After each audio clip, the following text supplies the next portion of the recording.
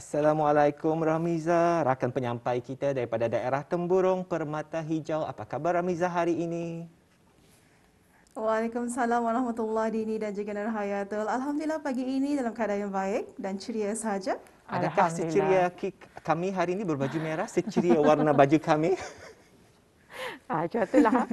Kan kalau saya ketawa tu macam itulah tu. Benar tentunya. Okey Ramiza. Banyak cara orang memasak pucuk ubi ya. Tadi Yati pun mengongsikan, Majdi. Kalau Ramiza, mungkinkah pucuk ubi dari daerah Temburong akan ditambah dengan udang galah? Semestinya memang dia akan ditambah dengan udang galah, tapi kalau ditambah lagi dengan labu, jadi ia akan menjadi manis lagi ya. Tapi ada satu lagi sebenarnya. Kalau pucuk ubi ditambah dengan udang galah, campur lagi dengan tempoyak pun nyaman. Habis. Ngam tu ya, dengan udang galahnya, dengan tempoyaknya, dengan labunya. Nah, terdiam ya. Terdiam. Okey, Ramiza. Memang cukup rasa lah ha.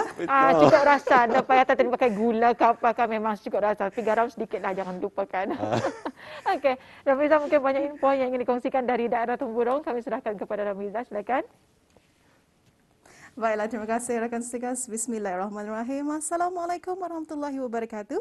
Baiklah, Auda, terima kasih kerana setia bersama dengan Rampai Pagi lintas langsung dari daerah Temburong untuk pertemuan kita pada pagi ini, hari Jumaat 29 Oktober 2021. Dan hari Jumaat ini Allah, hari yang penuh berkah dan penghulu segala hari. Apa yang diharapkan Auda sentiasa berada dalam keadaan yang sehat sejahtera dan juga sentiasa menjaga keselamatan Auda, diri Auda dan juga keluarga Auda dimanapun Auda berada. Jadi Auda seperti biasa, sebelum kita menyaksikan bahan visual, satu maklumat yang akan dimaklumkan mengenai pusat vaksinasi di Dewan Belalung Kompleks Dewan Kemasyarakatan Daerah Temburong di Pekan Bangar akan dibukakan pada setiap hari Isnin hingga Khamis dan juga pada hari Sabtu sahaja.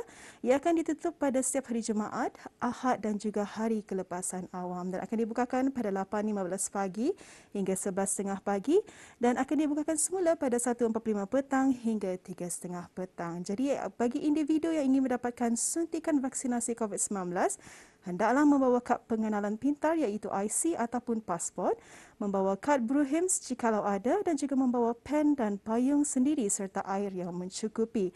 Dan juga dinasihatkan untuk sentiasa memakai sungkup muka pada setiap masa dan memastikan penjarakan fizikal sepanjang masa dan seterusnya untuk sentiasa mematuhi semua arahan yang diberikan oleh petugas-petugas di pusat vaksinasi.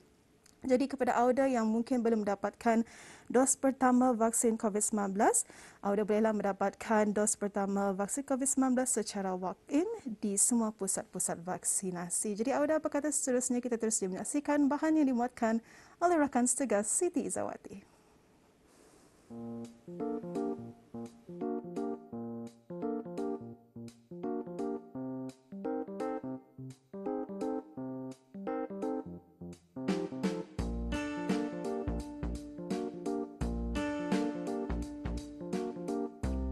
Kemana tumpahnya kuah kalau bukan ke nasi?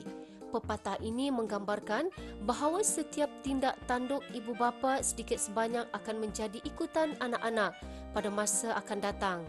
Begitu juga dengan wanita ini yang minatnya terhadap bidang pembuatan pelbagai jenis kek dan penyuci mulut, dessert dari rumahnya.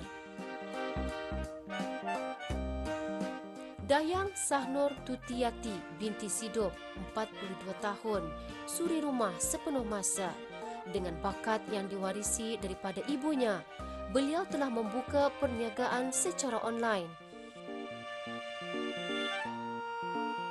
Beliau mengongsikan untuk menambah ilmu, beliau hanya belajar menerusi laman sosial, menonton dan mengikut sesi belajar jarak jauh dari rakaman video, mengakui cabaran dan dugaan sepanjang proses pembelajarannya di media sosial bukan mudah tanpa berguru dengan sesiapa, bukanlah satu perkara yang mudah.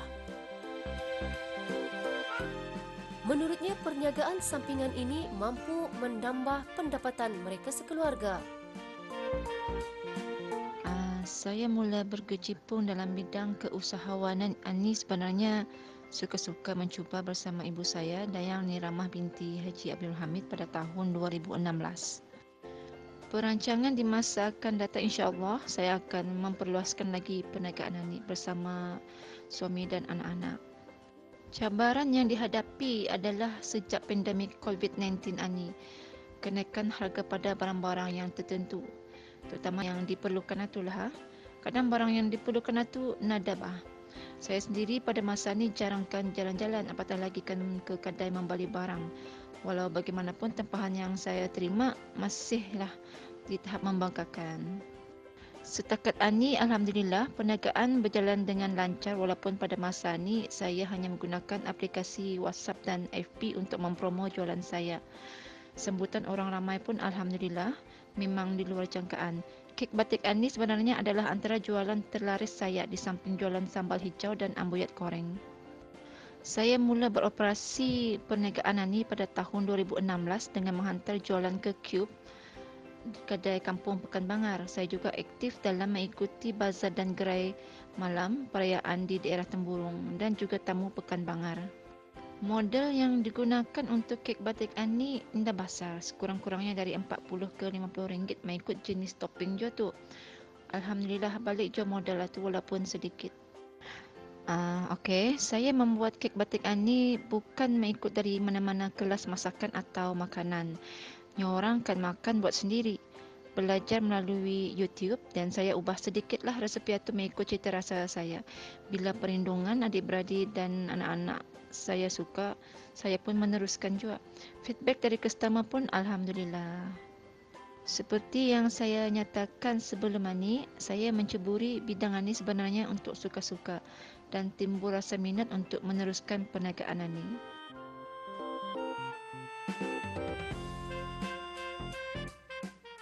Beliau hanya mempromosikan perniagaannya dengan membuat hantaran melalui laman sosial.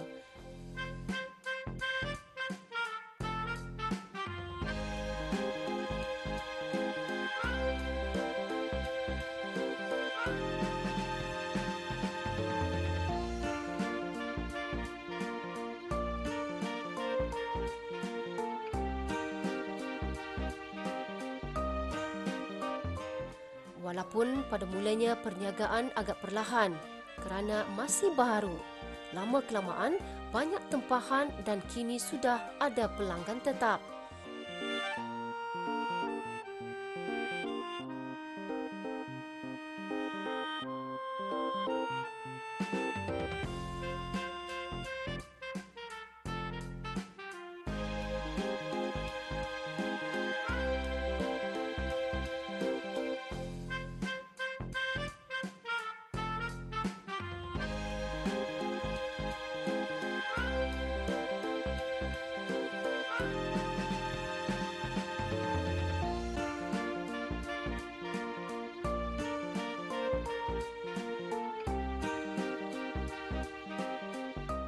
Bagaimanapun, dia terpaksa menghadkan jumlah tempahan setiap hari bagi menjaga kualiti makanan yang dijual.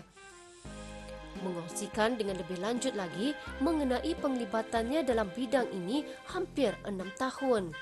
Beliau akan lebih fokus untuk meneruskan perniagaan ini, apatah lagi negara sedang dilanda pandemik.